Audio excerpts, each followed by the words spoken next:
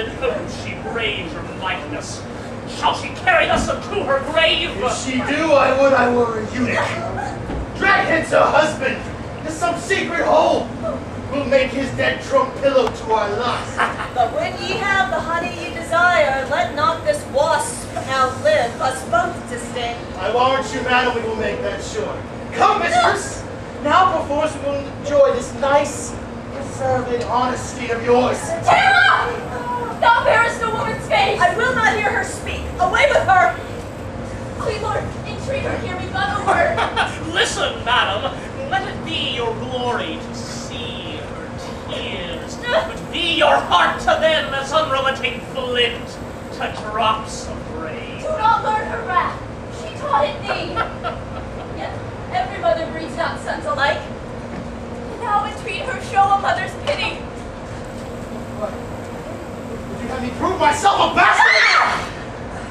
'Tis true, the raven doth not hatch a lark. Be to me, though thy hard heart say no, nothing so kind, but something pitiful. I know not what it means. Away with her! Let me teach thee! For my father's sake, that spared thy life when well he might have slain thee, be not obdurate, open thy deaf ears! Hadst thou in person never offended me, even for his sake am I pitiless. Remember, boys, I poured forth tears in vain to save your brother from the sacrifice. Yet fierce Andronicus would not relent. Therefore, away with her, and use her as you will.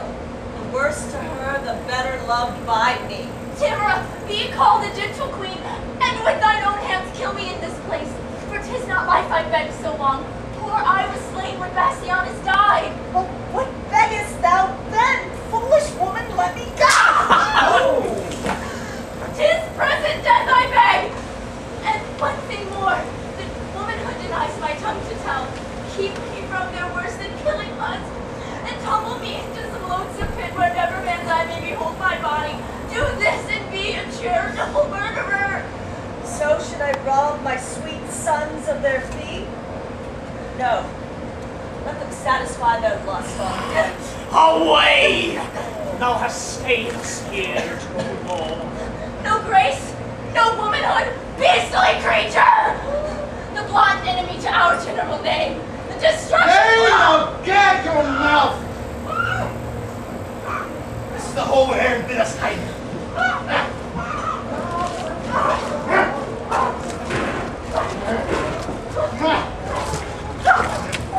Farewell, my sons. See you at the store. Never let my heart know merry cheer indeed, till all the Andronici be made away. Now will I hence to seek my lovely lore, while my spleenful sons this trull deflower.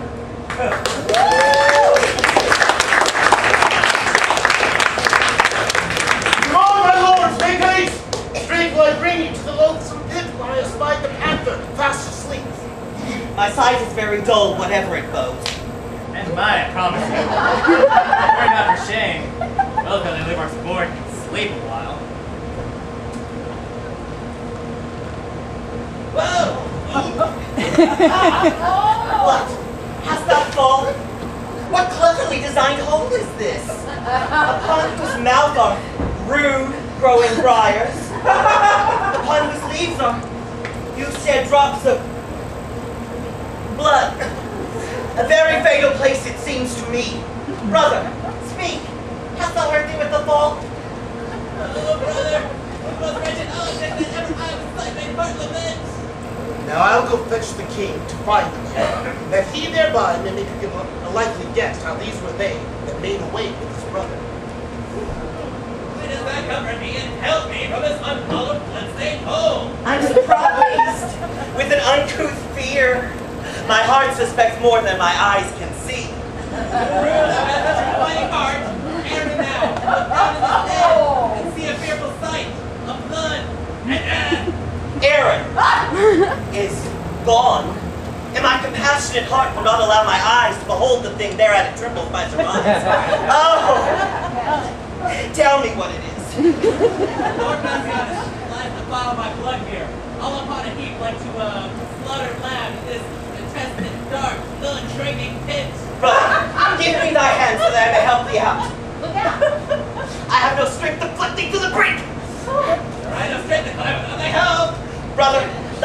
once more. I shall not let loose again till thou art here aloft, or I will. Thou canst not come to me. I come to thee! What fresh hell is this? Come along. I'll see what hole is here and what he is that now is left into it. Say, who art thou that lately didst descend into this gaping hollow of the earth? The happy son from old Andronicus brought hither a most unlucky hour to find thy brother Massianus dead. My brother dead. I know thou dost but jest. He and his lady both were at the lodge upon the north side of this pleasant chase. 'Tis not an hour since I left him there. Emperor Saturninus, we know not where you left him alive, but alas, here, he is dead. Where is my lord the king? Here, Tamara, though grieved with killing grief, Where is thy brother Bassianus? now to the bottom dost thou search my wound. Poor Bassianus here lies, murdered. Then all too late I bring this fatal letter, the plot of this untimely tragedy, and wonder greatly how man's face can fold in pleasing smiles such murderous villainy. And if we miss to meet him handsomely, sweet huntsman, Bassianus, 'tis me mean, do thou so much as dig the grave for him. Thou knowest our meaning. Look for thy reward among the nettles at the elder tree, which overshades the mouth of that same pit where we decreed to bury Bassianus. Do this, and purchase us thy lasting friends. O Tamara, was ever heard the like? This is the pit, and this the elder tree. My gracious lord, here's the bag of gold. Two of thy wills. Savage curs of bloody nature, have here bereft my brother of his life. Sirs, drag them from the pit into the prison. There let them bide, until we have devised some never heard of torturing pain for them. What? Were they in that pit? Oh, wondrous thing, how easily murder is discovered. Most gracious Emperor, on feeble knee I beg this boon, with tears not lightly shed, that this savage fault of my accursed sons, accursed if the fault be proved in them. Yeah, it be proved. You see it is apparent. Who found this letter? Tamara, was it you? Andronicus himself did take it up. I did, my lord, yet let me be their bail, for by my father's reverend tomb, I vow they shall be ready at your highness's will to answer their suspicion with their lives. Thou shalt not fail them. Come, bring the murderers. Let them not speak a word, their guilt is plain. But by my soul, were their worse end than death, that end upon them should be excellent. Andronicus, I will entreat the king. Fear not for thy sons. They shall do well enough.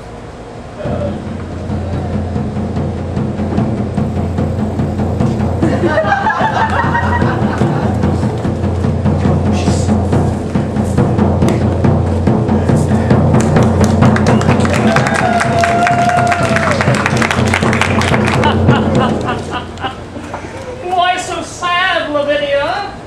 Dost thou not enjoy our company?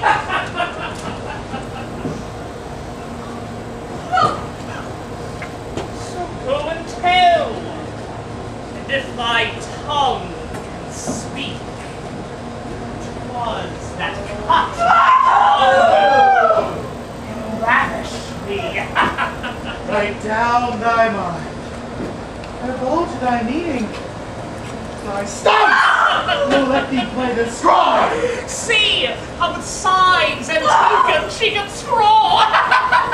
Go home! Call for water!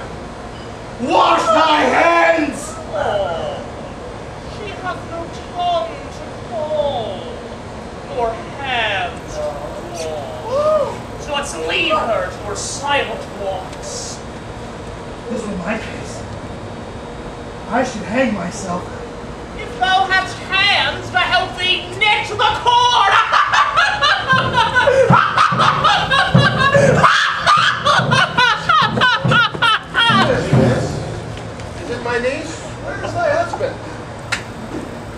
to me. Why not? Some monster hath flowered thee, and should thy detect him, cut out thy tongue? You turn your head away in shame. Come, let us blind thy father, for this is a sight that will blind a father's eyes. Come, we will mourn with thee, if a mourning could ease thy misery.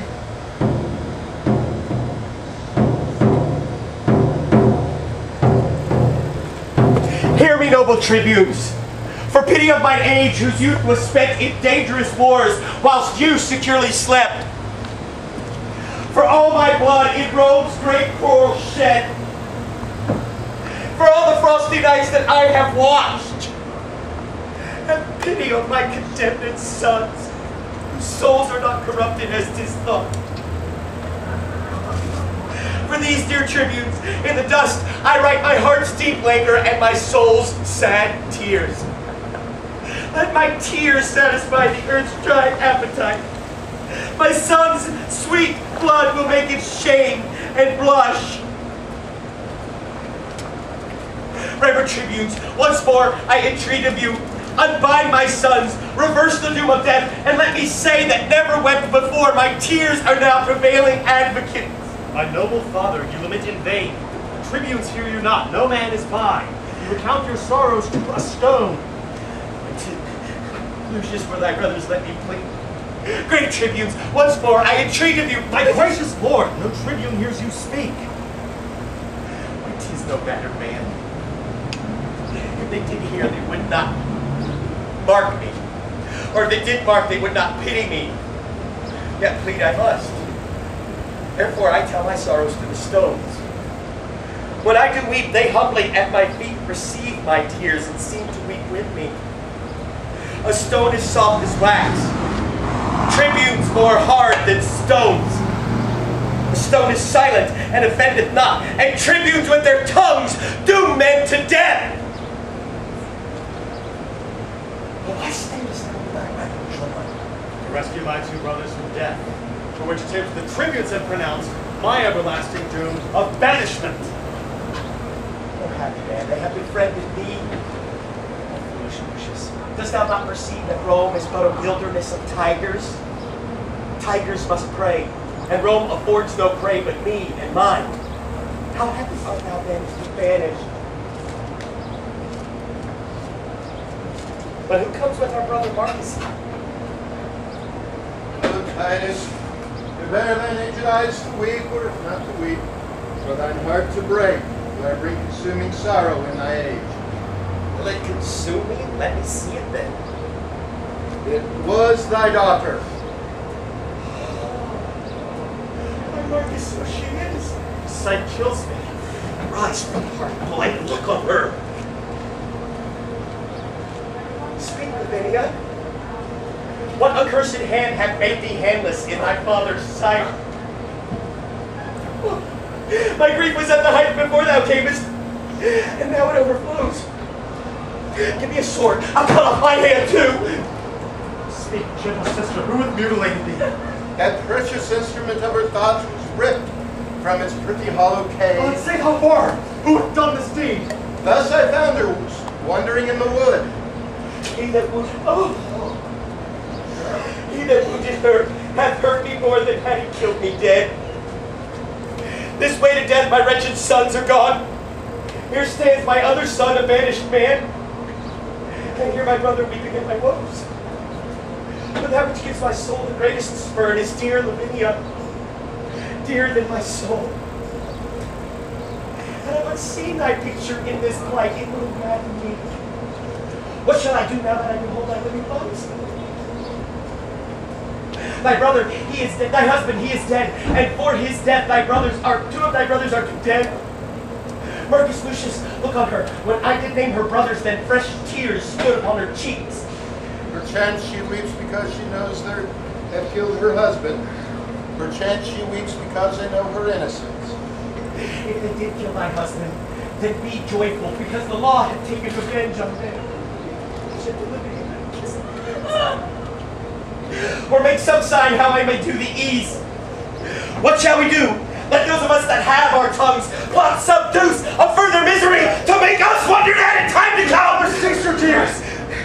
grief, see how my wretched sister sobs and weeps. My Lavinia. Oh, my affections. Titus Andronicus, my lord the emperor says in this word, that if thou love thy sons, let Marcus, Lucius, or thyself, O Titus, or any one of you, chop off your hand and send it to the king. He for the same will send thee hither both thy sons alive, and that will be the ransom for their fault. Oh, gracious Emperor. Oh, gentle Aaron. Did ever raven sing so like a lark that gives sweet tidings to the sun's rising? With all my heart, I'll send the Emperor my hand. Good Aaron, wilt thou help to chop it off? Stay, father. That noble hand of thine that hath thrown down so many enemies shall not be sent.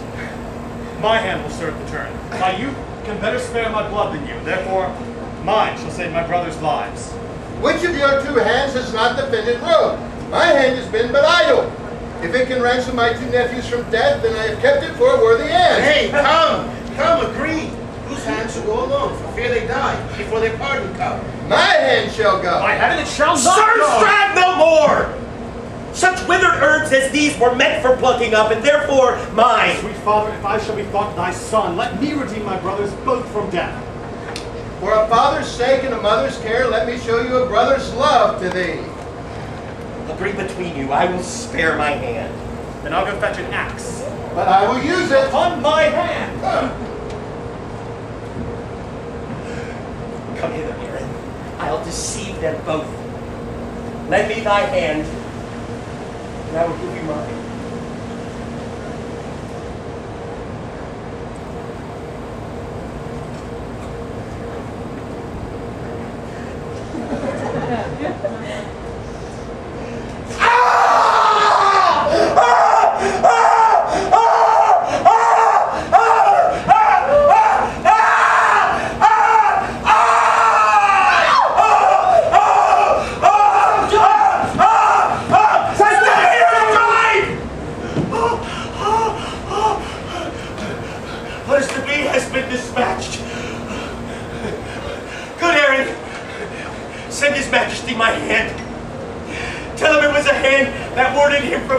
Dangers. Bid him bury it. More hath it merited. I go, Andronicus, and for thy hand, look by and by to have thy sons with thee. Their heads, I mean. Oh, how this villainy doth delight me with the very thoughts of it. Let fools do good, and fair men call for grace. Aaron will have his soul black, like his face. Oh, now I raise this one hand to the heavens, and I bow this feeble ruin to the earth. If any power pities wretched tears, to that I cry. What? Wilt thou kneel with me? Oh, do then, dear heart, for heaven shall hear our prayers. Speak of that which is possible, and do not break into these deep extremes. Is not my sorrow deep, having no bottom? Then be my passions bottomless with it. Let reason guide thy laments. If there were reason for these miseries, then unto limits could I bind my woes. When the heaven doth weep, doth not the earth overflow? When the winds rage, doth not the sea wax mad? And wilt thou have a reason for these turmoils? O worthy Andronicus, ill art thou repaid for that good hand thou sent the emperor. Here, the heads of thy two noble sons. Oh, man. And here, that good hand, in scorn sent back to thee. Thy griefs their sports, thy resolutions lost. When will this nightmare have an end? Titus, thou dost not slumber. There's the heads of your two sons. There's your warlike hand. Here is thy mutilated daughter. There's your banished son. And their brother, I, as a stone cold and numb. But I will no more respite these griefs. This is a time to storm. Why art thou silent? Why do you laugh? It's not the hour. Why? I have not another tear to shed. Besides, this sorrow is an enemy. Which way then shall I find Revenge's cave? For these two heads do seem to speak to me and threaten me. I shall never come to bliss till all these evils be returned again, even in their throats that have committed them. Come, let me see what task I have to do. Gather me about me, that I may turn me to each one of you, and swear unto my souls to right your wrongs.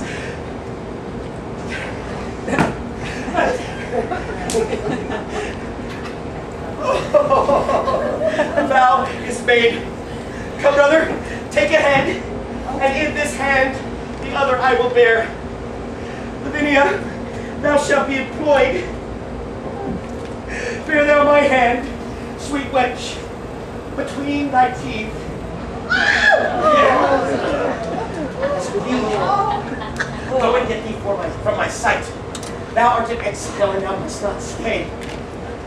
Pray to the gods and raise an army there. And if you love me, as I think you do, let us kiss and part, for we have much to do. Come.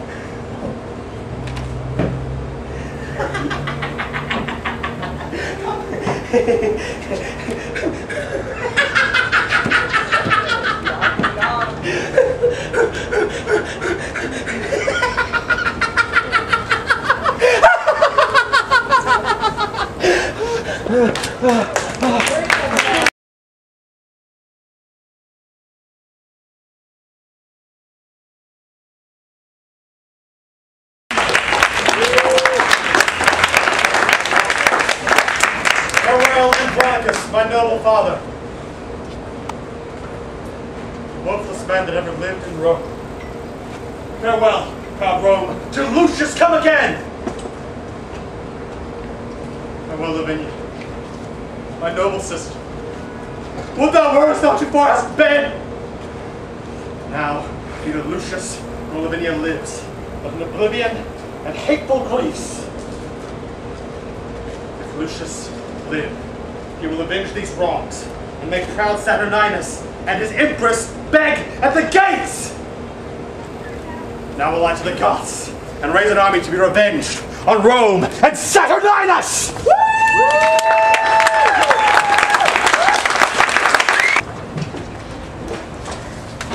And will you eat no more than will conserve just so much strength in us as will revenge the bitter will of ours.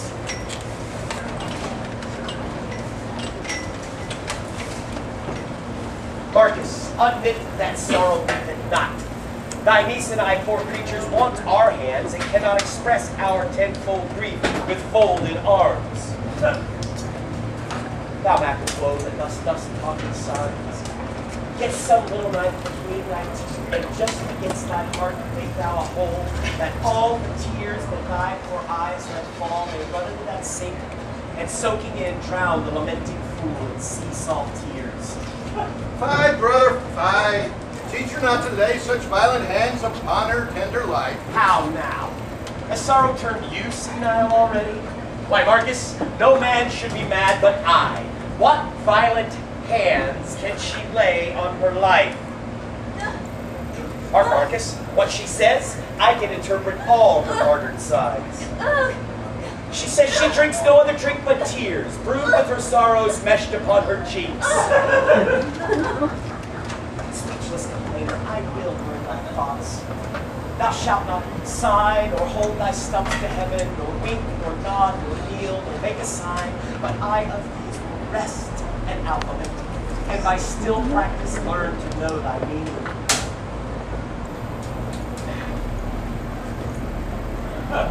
Marcus, what dost thou strike at with thy knife? My lord, I killed a fly. Out on thee, murderer! Thou killest my heart. A deadly deed done on the innocent becomes not Titus' brother. Go and get thee gone. I see thou art not for my company. Pardon me, sir. It was a black, ill-favored fly likened to the empress's ward. Therefore, I killed it. Oh, then pardon me for reprehending thee, for thou hast done a charitable deed. Give me thy knife, and I'll triumph over him, flattering myself as if it were the Moor come hither purposely to poison me. There's for thyself, for Tamra. Poor man grieveth so wrought on him that he sees both shadows as true substance. How now, Lavinia? Marcus, what is this? What book is that she tosses? His Ovid's Metamorphosis. Lavinia, shall I read?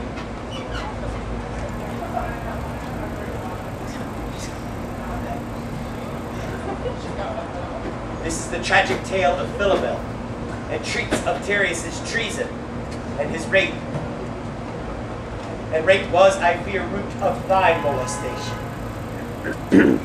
Were thou thus attacked, sweet girl, ravished and wronged as Philomela was, forced into the roofless, vast and gloomy woods? See, such a place there is where we did hunt. Oh, had we never hunted there. Just as the poet here describes, by nature made, for murder, and for rapes.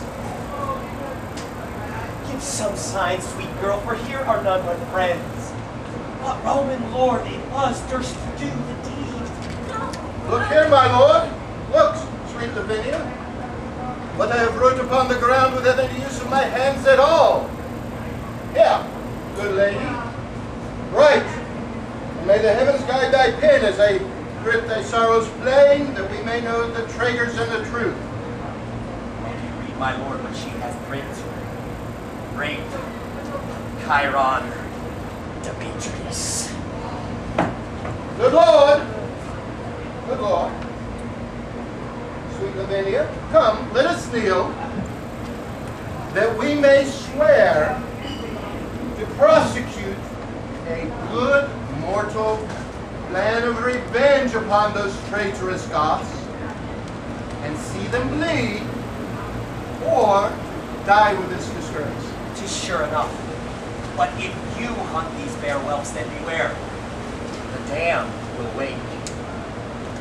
Marcus, let it alone. And come, I will write down these words and lay them by.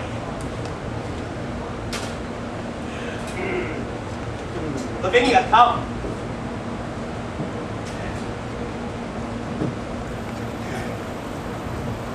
Marcus, look to my house. I'll go bring it at court. I, indeed, and I will be waited on. Ye heavens that hear a good man groan and relent not, nor compassion not, revenge! Ye heavens for old Andronicus.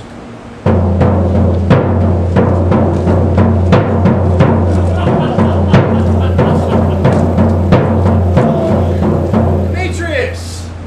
This man hath some message for us. Aye, some mad message from Andronicus. My lords, with all the humbleness I may, I greet thee from Andronicus. What's the news?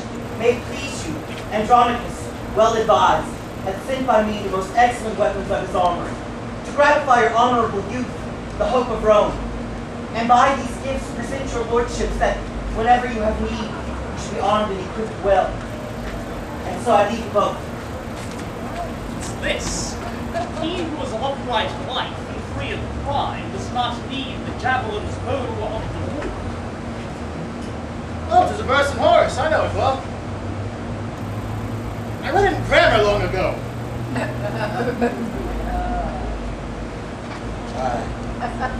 Just. A verse in Horace, right. You have it. What a thing it is to be an ass. The old man hath sent them weapons wrapped about with lines that wound beyond their feeling to the quick. Were our witty empress well afoot, she would applaud Andronicus' conceit, let her rest in her unrest a while. And now, young lords, was it not a fortunate star led us to Rome strangers, and more than so, captains to be advanced to this height? It did me good.